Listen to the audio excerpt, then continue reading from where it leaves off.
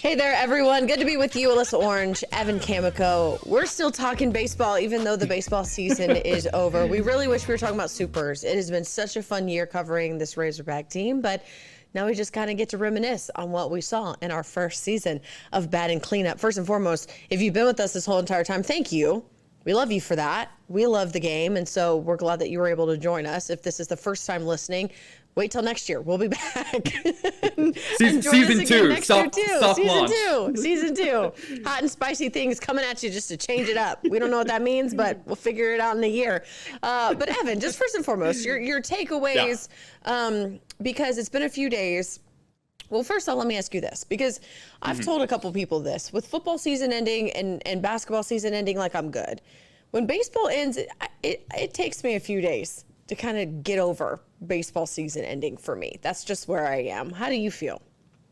Yeah, I sat on the couch Saturday night and kind of when I looked at it, I was like, okay, that's it. Like, they didn't beat K-State. The odds they're going to win 2 games the next day aren't that high. Maybe they'd beat SEMO, but then fall again to K-State and one of the next 2. And I sat on my couch for an hour after we got back from work, just like thinking about the season and taking it all in and understanding like how cool, just to be able to cover SEC baseball has been. And when taking a giant step back and looking at it from, a 5,000-foot view instead of that, microscopic view that we look at this team every single week on this podcast. So one, thank you all for listening.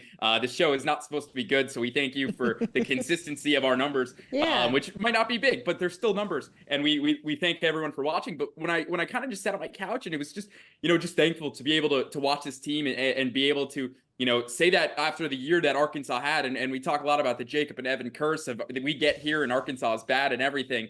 And to be able to have the season that Arkansas baseball did, it was really grateful and kind of, I hope at least fans kind of took away that, they didn't get the ending that they wanted. Kind of like we were saying, we'd love to be talking about Supers this weekend and maybe Omaha next week. But at the end of the day, it's still being grateful to be able to, follow this team all season long. A team that Dave Van Horn said, without Hagen Smith, they are average. They showed that.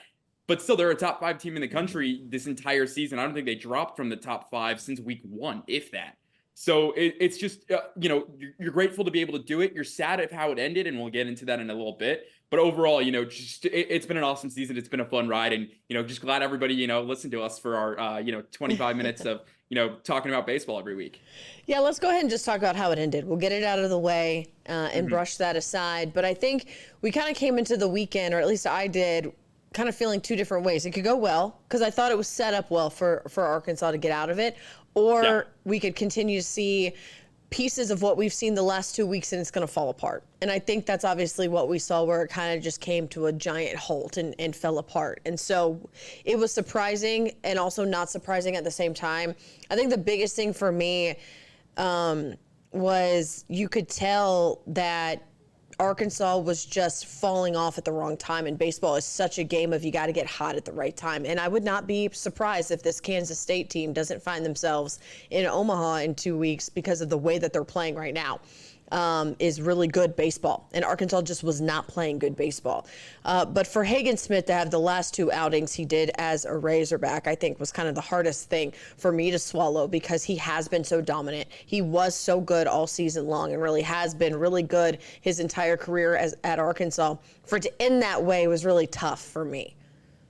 Yeah, and when you dive into the numbers of Hagen in the postseason, he's got a +8 ERA in the postseason. First of all, that's first and foremost what jumped out to me beforehand, and especially that K-State game. But like you said, it was kind of the same story with the starting pitchers the last, the SEMO game, and then that K-State, and then the other SEMO game where they got through 3 innings pretty much unscathed and looked really good. Hagen, for example, he looked great through 4. We're sitting back. It's 2-0. It's top of the 5th. We're out doing our live shot thinking, wow, this is it. Like, they've put it all together. You give Hagen Smith 9 times out of 10, 2 runs this season, they win the game.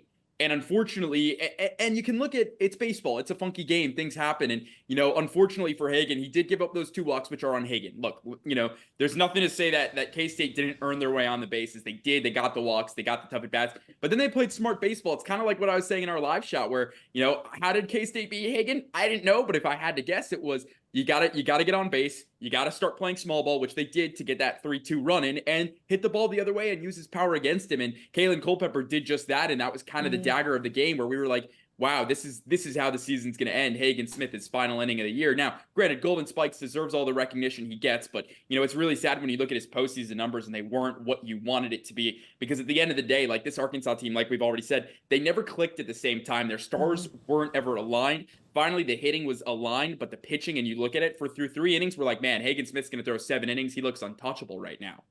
And then that 5th inning happens, and you're like, oh man, the offense. They scored 6 runs still. Again, it's like 6 runs should get you there. And that's what I kept thinking to myself after the game. It's like, man, like this offense did everything it could, but the pitching, kind of the tilt-a-whirl, I would say, of pitching was great all season. In the last couple of weeks, we've slowly seen it go like this, where the hitting's up and it never quite evened out to where you wanted it. And, that swing the bat off Culpepper, I think that was your season right there. So obviously unfortunate and all of that, but curious for you, have you seen another Arkansas team in recent memory that's kind of had this fall off that this team did, where preseason number 1, everybody's picked to go to Omaha and be the national champion, and then just the pitching is there all season, and then finally the offense is catching up and you kind of have this like tilt-a-whirl effect? Yeah, I was thinking about it, because last year was a little different, where the pitching got so depleted and they just couldn't. They didn't have enough arms. They were just trying to survive when super regional or when regionals came around, and then you run into a TCU team that you did. But you think about the teams that have done really well. That 18 team where you had Blaine Knight and Isaiah Campbell and Casey Murphy on the mound. Like, your pitching was solid all year long, and it stayed solid through Omaha. And I think maybe in 2021, 22, when they went, the pitching got tired. And that kind of hurt them. But it's one of those things where, you just got to be playing at the right time, and they just weren't. Yeah. So I think there definitely has been. I'd have to sit back and look, or where the offense got cold. I mean, you go back to 2021 and you're the number 1 team for the majority of the year, and a Golden Spikes Award winner, Kevin Kopps, can't get touched basically by anybody. And you beat North Carolina 22-3 or something like that in the first game, and you're like, oh, this is great. And then you lose the next 2 because you can't put any runs on the board. So, that was really tough too. So it happens though. That's the game of baseball. Right. So. Yeah, that's what you look at it. It's like, man, you felt like the offense was clicking. You liked what Dave said when he was a little heated in his press conference, like, we can do it. And you're sitting there, you're like, yeah, we think this team can maybe do it, because they had the pitching this year. They had the depth. And again, I kind of go back to his statement about the freshmen. And that was what really stood out to me. First of all, when they lost their top 4 freshmen, obviously Aiden Miller getting drafted to the Phillies in the first round. But Dave said after, and I did the math and looked back up, and they lost four of their top guys, 4 of their top freshmen that were going to come in. Remember, Ryder Helfrich and Gabe Gackle were not their top freshmen coming in. They were kind of that middle of the tier freshmen, didn't know what they'd give you. Now, obviously, they're cornerstones of this team moving forward in 2025 and 2026. Yeah. But you look at those top 4 freshmen, you lost a lot of talent. And then even outside of Helfrich and Gackle, who were able to stay healthy all season, Hunter Dietz gets hurt. Adam Hackman never sees the field. Colin Fisher gets hurt midseason. You didn't have kind of those freshmen that you wanted to. And it's a bit of the MLB draft, obviously, when you get guys to sign top 4 guys, $11 million, you're not going to blame, 11 million total, I should say. You're not going to blame them for going. But I think the issue is this team, again, you run into health issues, and, you'd love to see what this would have been like if this team had those top freshman pitchers that they were supposed to have that were really highly touted. Because again, like I said, Gackle wasn't the highest touted freshman on there. Obviously, I think he will be the ace of the staff, unless we see Hunter Dietz and Adam Hackman next year just throw really, really well, which you hope for. But those were the guys who were going to headline kind of the bottom side of this rotation in the bullpen. It wasn't supposed to be Gabe Gackle. And that's not a knock at Gabe. That's just the reality of what the recruiting class looked like coming in. And it's one thing to see the recruiting class coming in and seeing that they had a lot of pitchers. But the reality is all those guys got hurt and we never got to see them this season. Yeah, and I think, too, with baseball, that's just how it is every year, right? Like, you go over and you have this incredible class knowing that the top 4 guys are probably not going to get here unless he's like a Peyton Stovall, which basically said, I'm going to college. Like, I don't care how much money you offer me, I'm going to school. And so there are those exceptions, right? Andrew Benintendi, another guy who came in here and lit the world on fire in 15 and 16 before he left. But you know that's going to happen. I'm curious to see if NIL can kind of fix that a little bit for baseball specifically, because now you're countering the MLB with some money as well. And you're not going to be counting them millions of dollars, but you might be able to keep a couple freshmen here than losing them like you were, for as long as college baseball's been around. So it'll be interesting to see how that balances out. Yeah, and to your point, Dave was like, I just wanted one. Yeah. And if you can get $500,000, let's throw that number out. Probably not a realistic number, but let's just throw $500,000 because these kids are signing for $600,000 to $800,000 when they go to the majors, even if it's a 4th to 7th round draft pick, right? Like, and that's what most of these guys were. And you kind of look at it that way, where if you could maybe be competitive and say, we can get you here, we can give you maybe half of this money from the MLB, but you can also get a college degree and we can be able to set you up for life after baseball and not just being able to play baseball. Because, I think what are the odds you make the majors? 0.2% that a college kid makes the majors. So I think the NIL, and that's something that I'm really interested in that we haven't really talked about a lot on this podcast, and something that maybe we can track it during the offseason of how, maybe find numbers and stuff and, talk to some of our plugs at Arkansas Edge and see that of how they're willing to combat some of this when it comes to baseball specifically. Yeah, no, I'm very, very curious because I think that's the point. Not only now are you losing your freshmen to the MLB, which you knew was going to happen, you're also now having to deal with your other players that you're losing because of a financial issue, or, you're not being able to get those guys to come in because of a financial thing. So, it's a whole thing. I know Dave has gotten on his soapbox about it. He's been very vocal about how they need NIL money. They have got to get guys in here and keep guys, and that's how they do it. And so we'll see again if this can level itself out anyway for baseball, because I think you're going to see it quicker, faster in baseball than you're going to see it with the other sports because of the way things are lined out with the draft and guys being able to come out of college and go pro and stuff like that. You can't do that in any other sport right now. We'll see if basketball gets back there, but that's for another day. After this but year, I don't think the NBA draft is so weak this year. Yeah, so we'll see what happens. But anyways, the season overall, I really enjoyed it because I truly believe, say what you want about whether or not it matters on the field or not, but this team truly enjoyed playing together. And I think you saw that win or lose with this team. And you don't always see that all the time. You get a group of guys in a locker room and they're not always going to get along, and I get that. But you could tell that this group really enjoyed being around each other. And they were fun to watch. I think they had a lot of fun personalities on this team. And I enjoyed that as well. And we also, again, we've talked about Hagan, but I don't know the next time we're going to see a Hagan Smith come through Arkansas. It's been quite a while. So that was a pleasure in itself. But I enjoyed it. I really enjoyed this team and watching them play. I wish Kendall Diggs, I think if I had anything, it'd be like, I wish Kendall had the season he wanted, because when Kendall Diggs is playing like Kendall Diggs, he's one of the most fun players to watch in college baseball. He just kind of had a little bit of a lull there. And to your point, the defense from Kendall Diggs this season was incredible, and that's not going to be talked about because everybody only cares about his offensive numbers. I don't think he had a single error, maybe one mistake this entire season in right field. And again, it's something that Dave talked about, how last year they had to replace their whole outfield, and they're going to have to probably do it again this year. And we'll touch on that in a little bit when we talk about the future of this team. But to your point is, if Kendall, we talked about it in the beginning of the season, Kendall needed to be the anchor of this offense, and unfortunately he never was.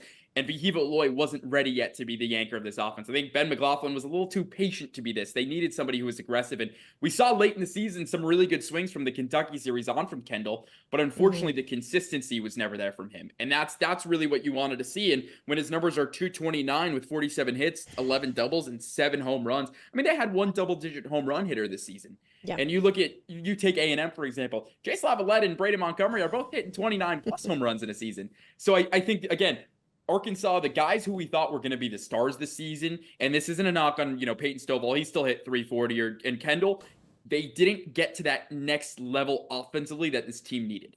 Yeah, I agree with you there. But yeah, favorite moment, because I don't want to get to the future before we kind of continue to look at this. I got asked this question on the radio earlier this week about my favorite moment, and it was funny because Matt Jones, who's doing the radio show with Phil, he does halftime with Phil every day, but Phil was out, so it was just Matt. And Matt said, my favorite memory, I was at the game, Mother's Day. They were down to Mississippi State and they came back and they won. And I was like, that's funny. I'm not trying to steal your answer, but I think that's my answer too, because those are the only two games that I attended to as a fan. And it was the very first game with my mom, because my mom went to JMU, and it was that Mother's Day game with my mom. And we got to kind of sit and experience some baseball. And again, it's not something we get to do often, be fans at these games. Yeah. And for them to go down and the excitement of them coming back, not only did it kind of show that this team never gave up, because I don't think they ever did. They continued to fight even if they were down. And sometimes they came back and won, and sometimes they didn't. And that game they did, but it was really cool to be in the stands for that comeback against Mississippi State. So that's my answer. Yeah, that's a really good one. I remember I was back in studio watching that, and that was really fun. I'm writing the show like, oh man, like here we go again. This is where the wheels fall off and where the season turns. And you really hope that game would have been a turning point to everything starting to click. Obviously, hindsight's 2020, but that was such a great game and such a great moment. And I remember being like, dang it, I have to rewrite my show. But yes, I have to rewrite my show, because it's actually exciting, and they're coming back. And texting some friends who work out in Starkville about that, and that game was awesome. But I'll go that Ole Miss series was really fun. My parents were in town. First time they got to experience Bob Walker and just the atmosphere, and that was awesome. That was probably the peak of what this team was and able to accomplish when, Ole Miss was a bottom feeder in the SEC this year. They finished, 12th out of 14 teams? But still, it was just a really fun series and a really cool day to be at the ballpark. It was a gorgeous Saturday. I got super burnt per usual because I don't wear sunscreen. Story for another podcast. Gotta wear sunscreen. I know. You're gonna look like a raisin later. Sorry to digress, but I did it again the other day. It's fine. You don't want to see my chest and put my back lotion right on. now. It's really bad. I have aloe, so we're good. Anyway, but it was just a really fun, and to see this team at what it could be when Nolan Souza was hitting the ball really well. The whole lineup was humming, and pitching staff was mowing down the Rebels. That was really fun and just a really cool weekend. So I think that was one of them. Obviously, Hoover was really fun. Didn't go as what we wanted, but it was still a fun experience going there. I would say, though, I think the favorite game, even though they lost, has to be the Oklahoma State game, the 2-1 game, or whatever the end of the final score was. I know they lost, but that was just such an awesome game to be at and to be covering. Even the day before then, the Oregon State game, seeing Hagen Smith absolutely own the potential number 1, number 2 overall pick in Travis Bazzana, who went like 0 for 3 with 3 strikeouts, and it wasn't even close. That also was cool, and the 17th strikeout. So I think those are my 2 moments. Nice. The Ole Miss one here, and I'd say the first 2 days in Arlington were probably my 2 favorites. So it's just a fun season, a lot of cool memories that I'll get to look back on in 10 plus years, whether I'm still in the industry or I'm out of the industry, and be like, man, that was just really cool. That I'm glad I got to do that, and that not many people say they can. Yeah, you got to go on the road a lot, which is a lot of fun when you get to go and travel and watch some baseball, and hopefully we will get you to Omaha before it is all said and done. Fingers crossed. It is worth it. Okay, so the future. I know that Dave made a comment about having to probably replace his whole entire outfield, and he made some. I haven't listened to it, so I'm not going to quote him. But about we're losing everybody. But they're not losing everybody. I feel like people came back and started panicking, and I'm like, well, they're not losing everybody, right? So let's kind of look at the future a little bit, because. Hudson White has an opportunity to, who could come back, right? Hudson White could come back.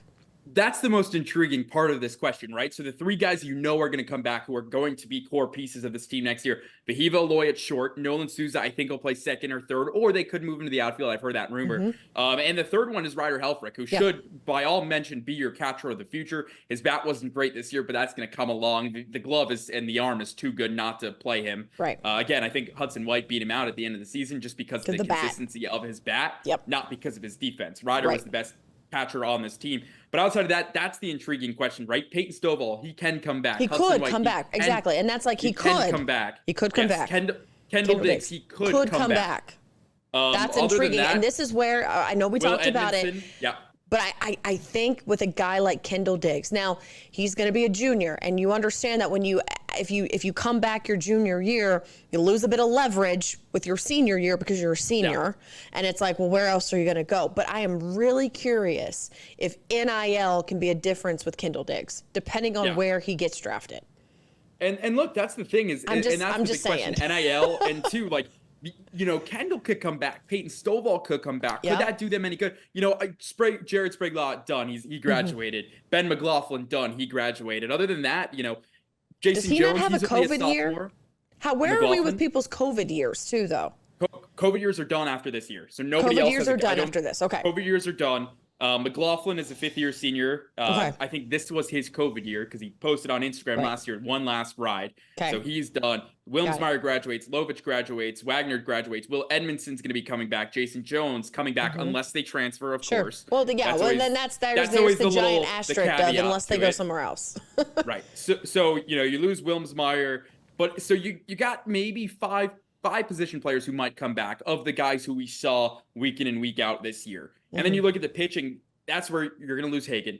You're probably going to lose Brady Tigert. Mason Molina is the big question mark. Does he come back? Does he come back for another year? I think he's probably gone. You lose Will. And that's where the freshmen come back. Christian Fouch will be back. He'll be a really intriguing piece. Hopefully maybe the closer next year, because I think Gabe Gackle is going to get one of those 3 weekend starts.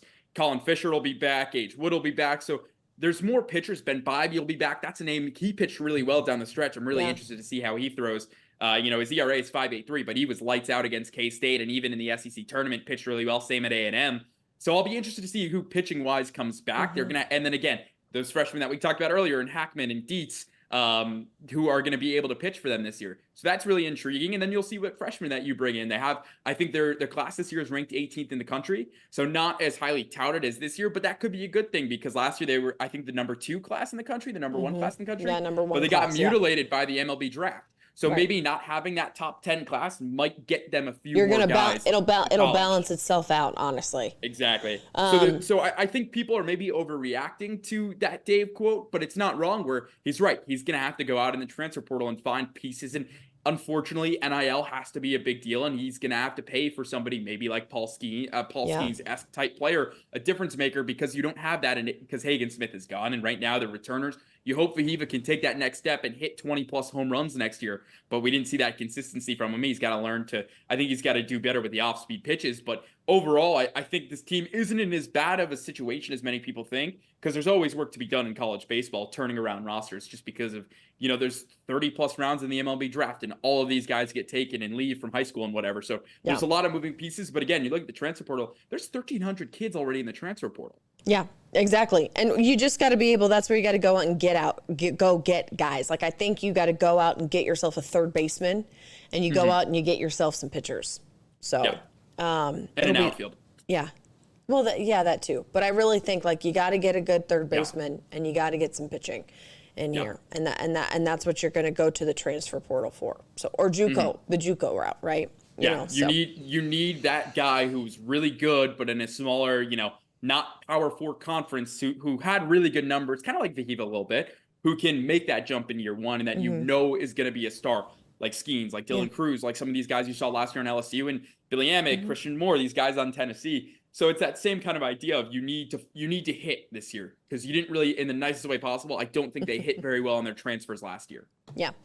Alrighty. Well, I think we got a couple more minutes left, but is there anything else you want to add before we wrap it up? I don't want to make any kind of promises, but we may or may not be up for a bonus episode next week when the College World Series rolls around. So drop in the comments if you want to hear us talk about College World Series. We're always down to talk some baseball, and hopefully that means that my Seminoles are going to play in the College World Series and Courtney's Gators are not. We'll see what happens. Let's jump there for a second. Let's wrap it up on that. There's no better way. What's the one super regional matchup this weekend that you are most looking forward to? I mean, obviously I'm going to be watching the Tallahassee one like an like this. But all those games are like at 11, like this. You'll be like watching like this, like that, just like this. I can do that too. There you go. Yeah, you'll be watching. You'll be watching. But those games are early games. It's a tough slate. Tough slate. And so it is. Yeah, but it means I can just like watch it and then like move on with my life. I'm really, really intrigued with the Virginia regional, only because Kansas State's going out to UVA, and that'll be interesting. Obviously, I know Courtney's going to be watching the Clemson regional because that's where Florida goes. And I mean, Clemson's good. I can't believe they made it out. I can't believe Florida's in the super regional. I don't know. I just want more of that. I can't believe that Oklahoma State keeps falling flat on their face. Like, it's kind of brutal. Yeah, if you're Josh Holiday, you're like, what are you doing? Yeah. I got three that I'm keeping my eye on. Okay, what about you? The first one that really intrigues me is the A&M Oregon matchup. Oregon's a team that was an inning That's gonna away be a from good one. Omaha last year before Oral Roberts was able to turn that entire series around. Oregon won the first game. They're about to win the second game and go to Omaha, and Oral Roberts turned that around and got there. I think that's going to be really intriguing. Again, Laviolette and Brady Montgomery, we've already talked about those guys, are really big there. And, just to piss off Mike, I think it'd be really funny to watch A&M go all the way to Omaha.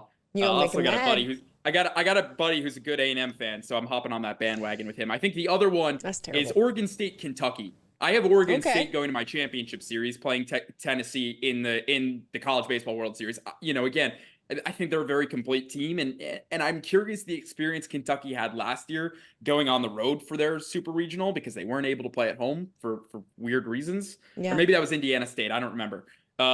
But I'm curious to see that because Kentucky now has some experience in a Super Regional against Oregon State, who's just been a powerhouse in the Big 12 and the Pac-12 this entire year. And I think the third one, I think obviously Virginia, Kansas State is a good one, but it's NC State and Georgia. Really interested. Wes Johnson's got a really cool team in Athens. We weren't able to watch them in person, which I was a little bummed about because Charlie Condon's a dog. But I think that's the other one. Literally a dog.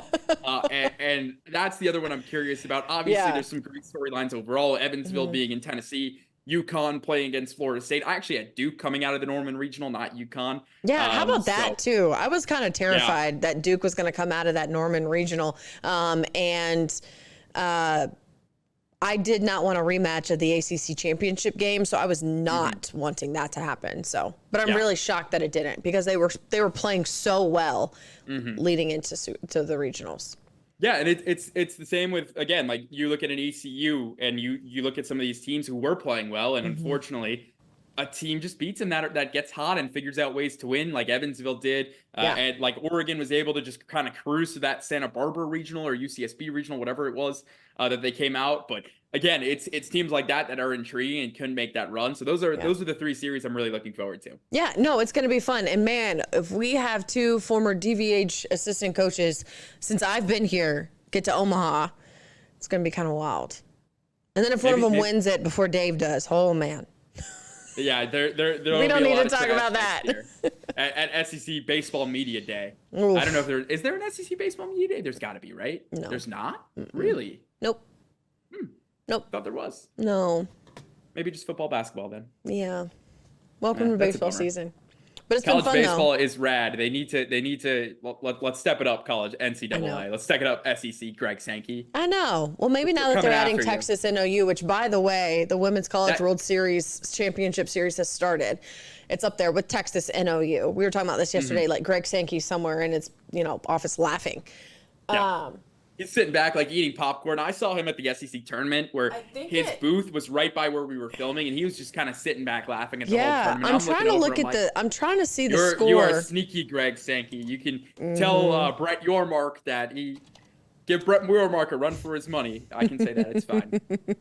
Let me see. I'm gonna check because I can't tell if that's a 5 or a 2 still. It was 2-1, and it is currently. Well, it says, this is yesterday's game. It's 8-3. The game today doesn't start till 7. Okay, so I'm rewatching yesterday's game. My bad. Yes. Way to trick me, ESPNU. They do it all the time. I was watching, it said Tennessee Vanderbilt the other week, and it was just a replay of the game, and I was like, I'll turn it on. I haven't seen this game. Never mind. My dad was texting me from the LSU South Carolina game. He was watching a rerun the next day, and he was texting me, and I was telling Jacob, he was like, did you like this? Oh my God, this LSU team's really good. Oh my God, this is such a sick game. I was like, you want to bet LSU wins in the bottom of the 11th by a score of 10-9? He was like, no, I'm good. And I was like, good, because this game was on last night. And then like an hour later, he texted me. He's like, why didn't you tell me this was the game from last night? I was like, I did. I was like, just read your text, man. So. That's hilarious. That's hilarious. Awesome. Well, thank you again so much for joining us this year on Batting Cleanup. It's been a lot of fun, and I hope you guys have enjoyed it as much as we have. For Evan Camco, I'm Alyssa Orange. We will see you next time. Bye.